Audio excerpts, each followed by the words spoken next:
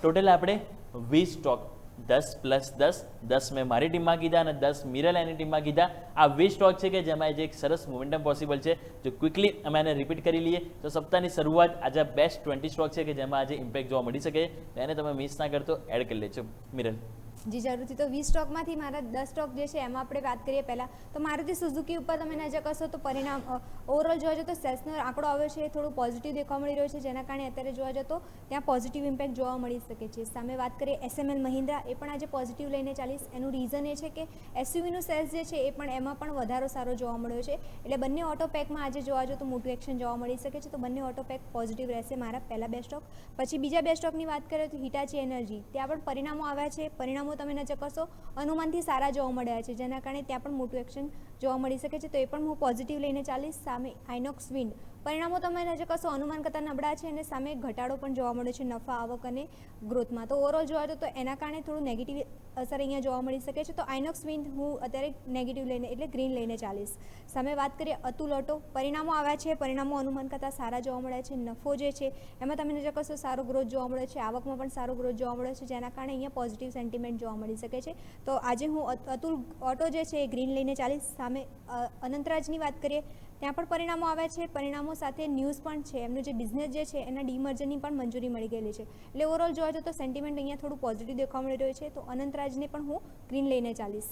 સાથે વાત કરીએ ફોર્ટિસ હેલ્થ, 2 બ્રોકરેજ રિપોર્ટના કારણે ફોર્ટિસ હેલ્થ કેર જે છે એમાં પણ પોઝિટિવ મોમેન્ટમ જોવા મળી શકે છે. એક્યુમલેટના રેટિંગ આપવામાં આવેલા છે, ટાર્ગેટ પણ ત્યાં અપગ્રેડ કરવામાં આવેલા છે. સામે હિન્ડાલ્કો જે છે એ પણ હું પોઝિટિવ લઈને ચાલીશ, કેમ કે ત્યાં પણ મોટું એક્શન જોવા મળી શકે છે. બ્રોકરેજ હાઉસીસે ત્યાં પણ પોઝિટિવ ઇમ્પેક્ટ રિપોર્ટ બહાર પાડેલો છે. તો ત્યાં બંને સ્ટોક જે છે પોઝિટિવ સેટઅપના કારણે, બ્રોકરેજ હાઉસના પોઝિટિવ રિપોર્ટના કારણે અહીંયા પોઝિટિવ લઈને ચાલીશ. સાથે વાત કરીએ લાસ્ટ 2 સ્ટોક જેમ કે મધરસન અને એક્સાઇડ ઇન્ડસ્ટ્રી, તમે નજર કરશો ટેકનિકલ સેટઅપ થોડું પોઝિટિવ છે, એટલે અહીંયા પણ પોઝિટિવ ઇમ્પેક્ટ જોવા મળી શકે છે. તો યોમિક જોવા જતો આ 10 સ્ટોક હતા, એમાંથી ખાલી એક જ સ્ટોક એવો છે જે નેગેટિવ છે, એટલે રેડ લઈને ચાલીશ, બાકી બધા ગ્રીન છે. ઓકે, તો ક્વિકલી મારા પણ 10 સ્ટોક વાત કરી લઈએ. તો આપણે પહેલાં 2 વાત કરી technically.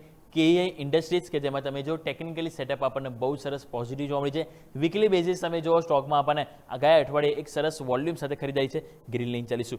Sapphire foods, last week તમે જો રેસ્ટોરન્ટવાળી બધી કંપનીએ સરસ તેજી બતાવી છે અને ટેકનિકલી સેટઅપ બધાનું પોઝિટિવ છે. તો સફાયર ફૂડ્સ આજે આપણે એને ગ્રીન લઈને ચાલીશું. ડિલિવરી અહીંયા તમે જો પરિણામ સારા નથી આવ્યા તો એને આપણે રેડ લઈને ચાલીશું. ટાઇટન, અહીંયા કંપનીએ બધું તમે જો તો ઓલમોસ્ટ આવકને સિવાય બાકી બધા પેરામીટરમાં અહીંયા અનુમાન હતું ને એનાથી વધારે પરફોર્મન્સ સારું આપ્યું છે, તો ગ્રીન લઈને ચાલીશું. આઝાદ એન્જિનિયરિંગ અને એકમ સ્ટ્રક્સ, આ બંને કંપનીના પરિણામ તમે જો top line, bottom line, EBITDA margin ચારે પેરામીટરમાં સારો ગ્રોથ છે, તો બંને સ્ટોક આપણે ગ્રીન લઈને ચાલીશું. સિગેલ ઇન્ડિયા, અહીંયા પણ તમે જો કંપનીના ચારે પેરામીટર સારા છે, એટલે કે કંપનીના પહેલા ત્રિમાસિકના પરિણામ એટલે કે નંબર સારા છે, તો આપણે ગ્રીન લઈને ચાલીશું. અહીંયા તમે જો હિન્દુસ્તાન ઝિંક, તો અહીંયા પણ સોના ચાંદીનો એક સરસ સપોર્ટ મળી રહ્યો છે અને તમે જો ચાર્ટ સેટઅપ પણ પોઝિટિવ છે, તો હિન્દુસ્તાન ઝિંક આજે આપણે ગ્રીન લઈને ચાલીશું.